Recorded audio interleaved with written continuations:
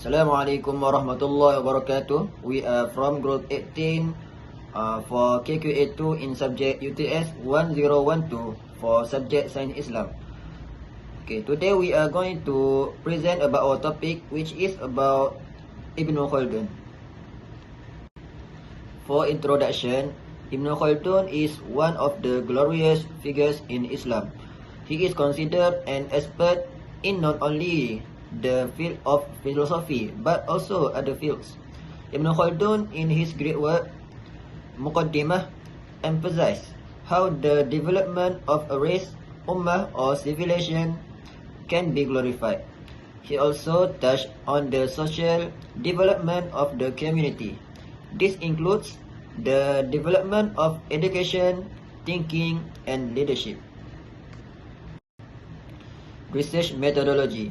According to the 4th edition Dewan Dictionary, methodology is defined as the knowledge of a method or system that includes the methods and principles used in an activity. The word method means a way of doing something or a system. Meanwhile, research means activities that are efforts and processes to study issues based on data and information in detail collected in a certain period of time. My name is Mohamad Iman bin Mahidin, metric number 1192661. So today I will explain about biography and achievement of Ibnu Khaldun. First of all, we go to biography of Ibnu Khaldun. His name is Wali ad-Din Abdurrahman bin Muhammad bin Muhammad bin Hassan bin Jabir bin Muhammad bin Ibrahim bin Abdurrahman Ibn Khaldun. Place of birth in Tunisia. Date of birth in 1st Ramadan of 732 Hijrah, which is 27 May 1322. He died in Cairo, Egypt in 808 Hijrah at the age of 76 years old. So we go to achievement of Ibn Khaldun. First of all, the book of Al-Ibar. This book covers events politic about Arab, non-Arabs, barbarian, as well as the great monarchs who came to them. Second, the book of Al-Muqaddimah. The book of Al-Muqaddimah is a masterpiece that became an important reference source to this day and translate in multiple language to facilitate the comprehension of the readers. The third one, the book of Ta'rif, about the history of the nation and the tribes include in it such as Mashmudah, Zanata, Nawatah, Baranis and their origins and generation. And the last one, involvement in politics. Khaldun's political career began as a latest temper in the reign of Ibnu Tafrakin, when Ibn Tafrakin was conquered by Abu Zaid. In the intrigue and power struggle, Khaldun escaped and cooperated with Sultan Abu Inan in Telmin as secretary of Sultan Abu Inan of Fez, Morocco. Bismillahirrahmanirrahim. Ibn Khaldun's works can be classified in the categories of history and religion. On history, only his universal history has survived to our day. The specific story for Tamerlane in his autobiography has been lost. Among his books are Lubab al-Muhassal fi Usul al-Din, Shifa as-Sa'il li Tahdib al-Masail, Muqaddimah Ibn Khaldun, and etc. His book Muqaddimah is one of his great contributions to Islam. Final form, Ibn Khaldun's history was expanded to include the New Science of Culture, Book 1, and a Universal History, Book 2, which is his main contribution to historical scholarship. Ibn Khaldun's major contribution to the history of social thought is his New Science of Culture, 1, which presents a systematic critique of Islamic historiography and of the Islamic legal religious disciplines. So we proceed to the challenge faced by Ibnu Khaldun. My name is Mohamad Hafidz Naim bin Mansor, metric number 1191260.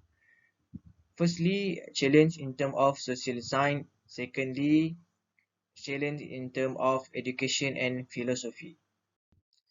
Challenge in social science.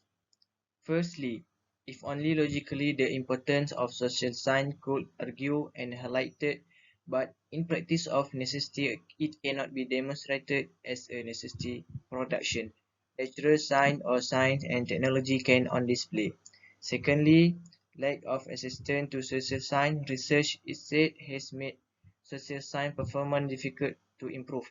If it is not improved, then the quality of research and his practice continues to remain poor. With his grace, again it is difficult for the unfortunate scientists to want to convince the party others to assist or support the social science, nor party may be willing to invest energy or fund to improve it. Thirdly, even if something is excellent in life sociable can be detected and highlighted, we are not must in turn be able to claim with confidence that such excellence is the result of the activity of the practitioners or social science activity. It cannot demonstrate because, as has been said before, this the duration of factor or element in the social science cannot be ascertained through experiment in the laboratory.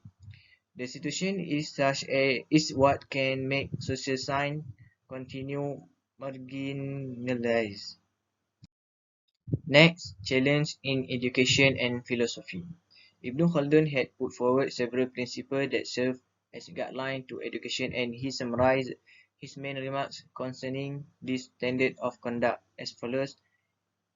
First, education should be taken gradually to be useful. Second, a student who specializes in a specific science efficiently will be ready to learn another easily.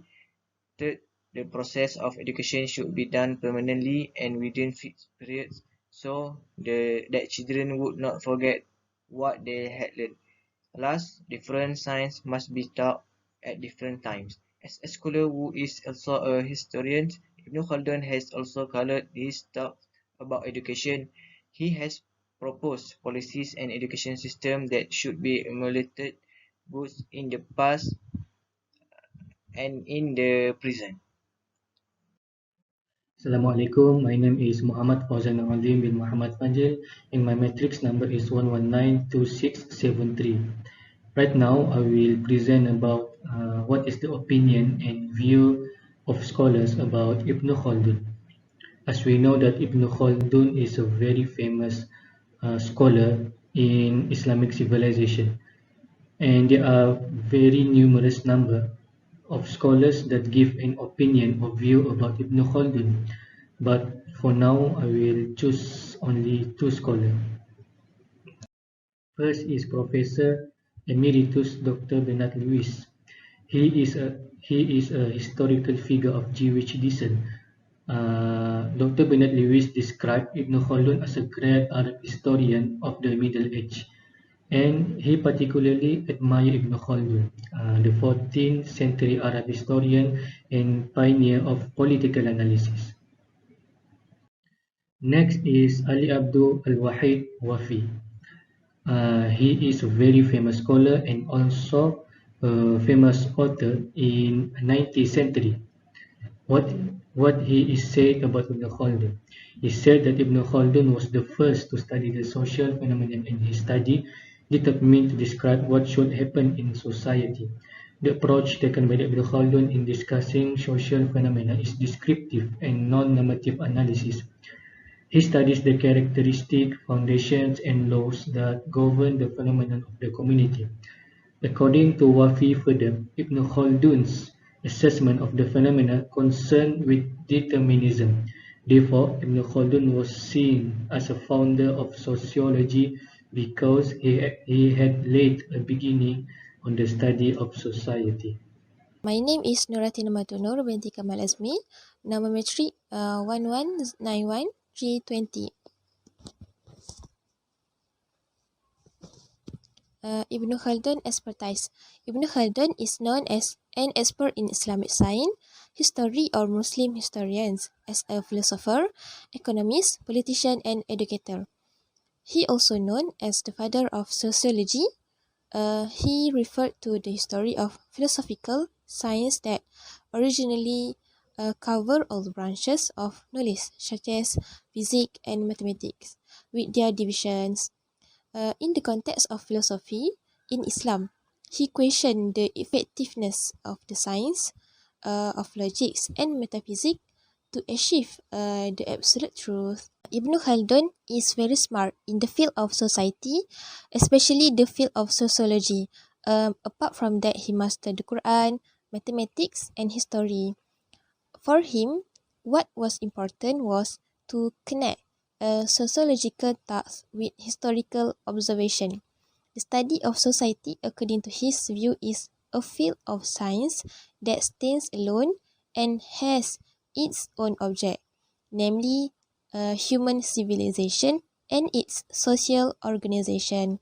It also has its own problem, which is to explain in an orderly manner the symptoms that have to do with the reality of civilization, whether it is conventional or intellectual.